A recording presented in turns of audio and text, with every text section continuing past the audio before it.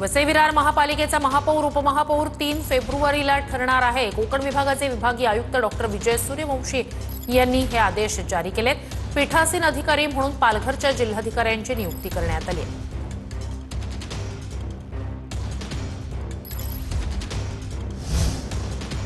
पुण्यात भाजपच्या 2 नगरसेवकांमध्ये बॅनरवरून वाद आहे। वादाचं मारहाणीत रूपांतर झालंय।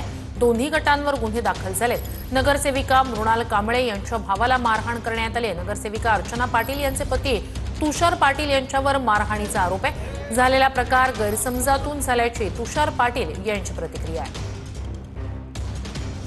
काशेवाडीमध्ये गेले 3 दिवस झालं जे दूषित वातावरण चालू आहे ते गैरसमजाने आमच्या कार्यकर्त्यांनी तिथं फ्लेक्स लावला नाही किंवा फ्लेक्स लावून दिला नाही ही गैरसमज झाला होता।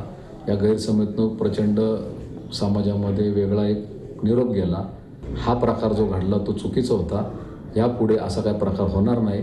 गुण्यागोविंदाने आम्ही ह्या प्रभागामध्ये सर्व जातीच्या धर्माला घेऊन आम्ही काम करू।